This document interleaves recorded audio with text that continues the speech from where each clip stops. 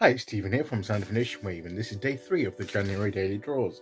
So let's see what kind of message we're going to get today. I'm taking the first card from Oriens Animal Tarot, followed by an Oracle card from the Goddesses, Gods and Guardians Oracle deck. So let's choose our first card and get the reading underway.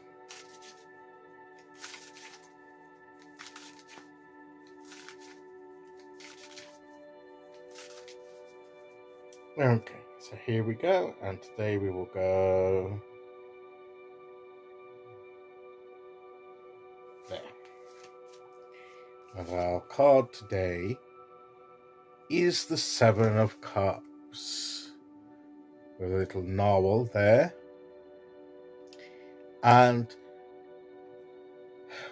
the Seven of Cups is all about options, choices, where we're going, what we're going to, what we can connect with, what we can, relationships, emotional attachments, spiritual connections, choices, things that, and maybe we're not sure what to go for, where we're good at it. And it's important that what we do is that we stay true to our true nature, to who we are, and to what we believe our purpose is, and that we assess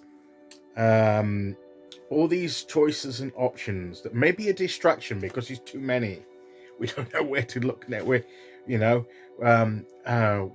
First of all, we're drawn to that, then we're drawn to that, and it's distracting. We can't get the focus that we need because we're trying to figure out where we're going next, and what we're connecting to, and what the next stage is going to be for us. And there's all kinds of possibilities, and that's good to have all those opportunities, but how do we know which ones are right for us? How do we know which one to go for, or ones to go for? We need to narrow it down, and that's why being self-aware of our true nature and having a sense of our purpose and what the nature of our path is, and the nature of our current journey and the phase that we're entering into is important, because we can then test all the different options to see how they line up with our true nature, with our true purpose. And even if something appears to be, and I say appears to be, and maybe in itself is good, and that's what's making, it's the shiny that we're pulled towards. On closer inspection, we find that as nice as it is, it doesn't really fit with who we are and what our purpose is. Then we can discount that, narrow these things down, and help us to make and not to be distracted by the shiny anymore. And that's what we need to be doing. We need to be gaining a sense of focus, and not to be distracted about all the different opportunities and possibilities that are around us, but only focus in on what's in line with our true nature, with our true selves, our higher selves, what we're being. And that's that's why self-reflection is important. It's not the only thing we do. We need to be doing things and living out our journey, not just sitting there contemplating all day, every day. But it's important to spend that time getting to know our true selves, our higher selves. And that's why meditation, reflection, and other spiritual practices are so important, because when it comes to these situations where we're faced with what comes next, well, then it's always in the context of our journey and who we are. And so if we look at the nature of the opportunity or the relationship or whatever it is, the choice that we're facing, or the possibility, or something that's catching our attention, pulling ourselves in that way, we can look at it and say, well, what's the nature of this, and how does it fit with us? And maybe that's something that we need to be doing at the moment, is thinking about how these things, what fits in with who we are now, and where we think we're heading in the immediate future, where what's relevant and what's not relevant. How does it fit with that? As attractive and as good as it may be in its own right,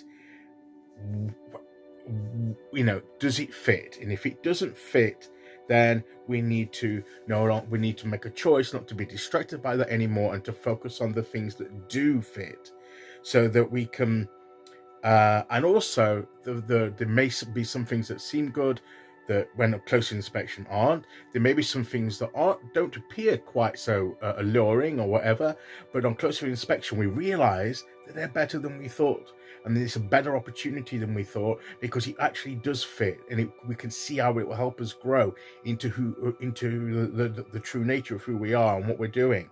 So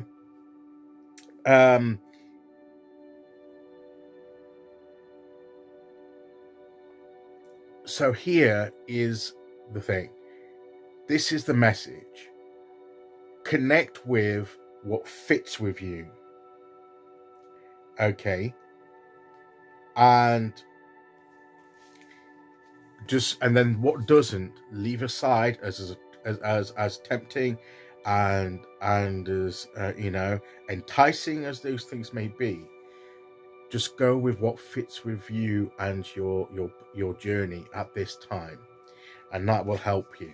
And I believe that's what the message of the Seven of Cups is today. So let's see which oracle card we get, which goddess, god, or guardian figure that we get to give us some extra insight.